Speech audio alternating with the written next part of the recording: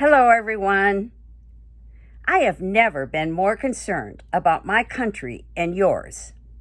I admit that fear grew in me in October of 1962, months before my high school graduation, when Russia placed missiles on Cuban soil aimed at the United States. A man in our small town actually built a bomb shelter in his backyard. That was pretty scary. I remember wondering if I'd graduate and have a future. But America had a solid foundation back then, and President John Kennedy stood firmly on that foundation. Sadly, I don't see that today. Our foundation isn't simply cracking, it has decayed. That is exactly what happened in the 1930s in Nazi Germany. Millions would die as a result of that decay, and all the while, Christians and their churches were silent.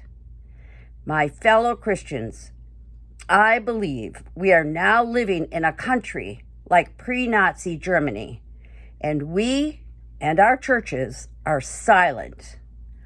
Who, though, is the church? It's you and me. Let's take an in-depth look at our country and its churches today. In 2006, I stood in Dachau concentration camp in Germany on the very gravel that was the area of roll call every morning and every evening in that camp. Prisoners would sometimes have to stand for hours while the Nazis accounted for every missing person. Those who couldn't stand were executed. As I stood there, I asked myself why those people simply complied. I couldn't have done that. My resistance would have gotten me killed. I don't tolerate wrong well, and I never have. I'm a fighter by nature. I would have organized a resistance. Surely, some of those prisoners were like me. Why did they believe the Nazis' lies that leaving their homes and boarding those trains was best for them? Why did the German citizens look the other way? It was obvious to me as I stood there that if the Jews and German citizens had stood together against the Nazis, there would have been no concentration camps or annihilation. Why didn't they see it? What blinded them? There's power, absolute power, and strength in numbers. Truth is, victory was in the hands of those people long before the war began. But they were silent. Even worse, the church was silent back then. Welcome to today's America. Everything the Bible teaches and preaches is now being challenged in our country.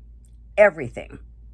Anti-Bible teaching is shoved down our throats in the secular news, public schools, on television, in parades, and in a government as corrupt as the Nazi government of Germany.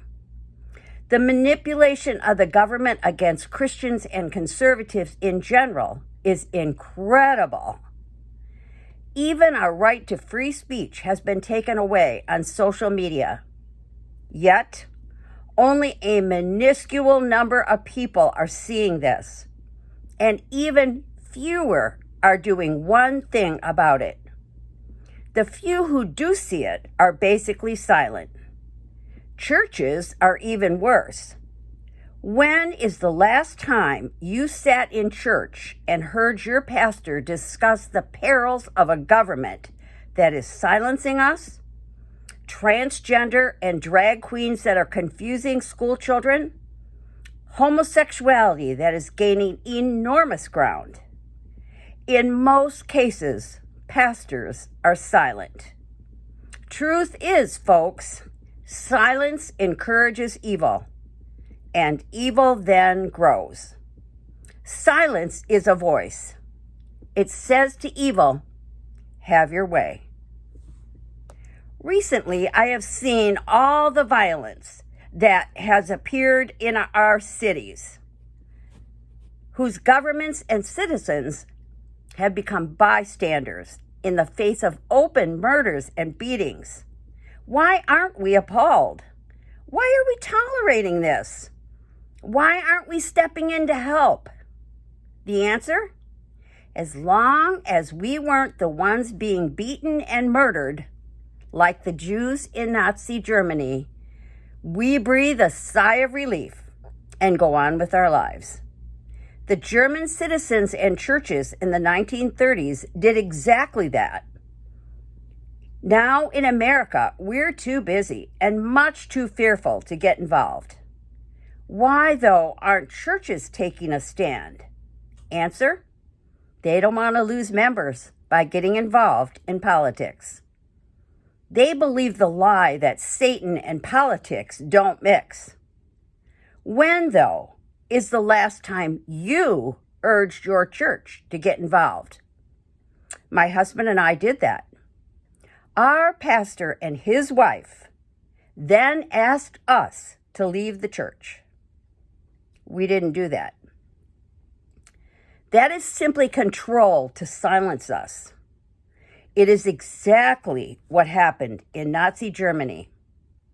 Lutheran pastor Dietrich Bonhoeffer asked his fellow pastors to get involved. They refused. So he alone spoke and ended up in a concentration camp where he died 3 weeks before the liberation. 3 months after the war, get this, the German Evangelical Church issued a declaration of regret that they failed to resist the Nazis. Shame on them. What good did that do?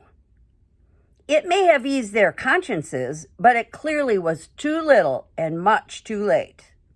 Millions died because good, supposedly God-supporting Christians and their churches were silent.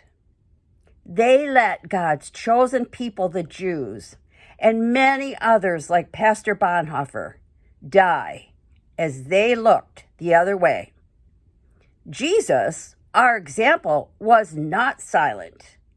He told the Pharisees and Sadducees exactly what he thought of them, calling them hypocrites and broods of vipers. So, where did we get the idea that we're supposed to be silent and controlled? My fellow Christians, where is your voice and that of your church? God called us to be salt and light. Salt stings. Where's your salt? Silence in Germany didn't work, and it won't work here. Recently, in Dearborn, Michigan, Christians and Muslims joined together to fight pornography in their city schools. Good for them. That fight continues and is filled with salt. The horror in our country today requires us to be like them and to speak up and fight together for right before it's too late. This coming Tuesday, we as Christians have a chance to right our country's wrongs. Go to the polls and vote the way God would vote against tyranny and control that has led to incredible inflation, crime that's going unchecked, borders that are not secure, social media manipulation, and far more. Pastors, this Sunday, speak for God and encourage your people to vote that way. Silence killed 6 million Jews and many others in Germany. Loud voices will, I know, change schools in Dearborn, Michigan. Remember the words of 2 Timothy 1, verse 7. For the Spirit God gave us does not make us timid, but gives us power. Use that power at the voting booth November 8th. Remember, Nazi Germany, when you vote, vote like God would. get a backbone and a voice. I'll know you voted. The outcome will say it all. God bless you. See you Thursday.